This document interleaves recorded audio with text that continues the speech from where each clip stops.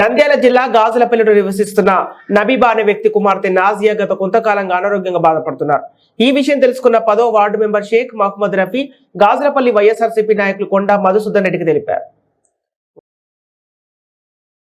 వెంటనే మధుసూదన్ రెడ్డి శ్రీశైలం ఎమ్మెల్యే శిల్పా చక్రపాణి రెడ్డి చొరవతో 50,000 రూపాయల సీఎం రిలీఫ్ ఫండ్ చెక్కును వారి కుటుంబానికి అందజేశారు.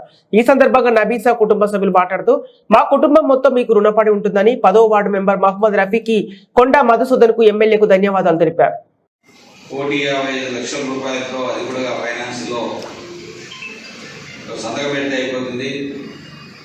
అది కూడా కంప్లీట్ చేశాం. పూర్తి స్థాయిలో బడ్జెట్ పిఆర్ఓ ఇవ్వాల్సిన అవసరం ఉంది. బడ్జెట్ ఇస్తే అది పూర్తి స్థాయిలో మళ్ళీ అది కూడా మొదలు పెట్టడానికి వీలవుతుంది.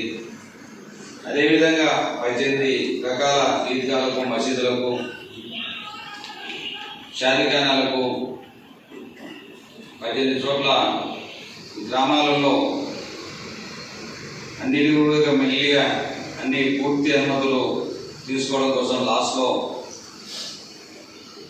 పిఆర్ఓ బడ్జెట్ రిలీజ్ ఆర్డర్ వద్ద ఆగిపోయింది. మరి బడ్జెట్ రిలీజ్ చేయాల్సింది కాబట్టి ఇప్పుడు అన్ని ఎలక్షన్ల టైంలో మన ప్రీతం ముఖ్యమంత్రి గారు ఎన్నో పథకాలకు డబ్బులు వేయాల్సింది కాబట్టి ఈరోజు విద్యాదీవెన చూస్తూ ఉన్నాం, చేయూత చూస్తూ ఉన్నాం. అదేవిధంగా ఎన్నో రకాల స్కీమ్స్ ఈ మధ్యనే ఇవ్వడం వల్ల కోట్లాది రూపాయలు, వేల కోట్ల రూపాయలు అవసరం ఉంది కాబట్టి దానికి కొంత ఆరు పెట్టడం జరిగింది. తుది దశలో ఉన్నాయి.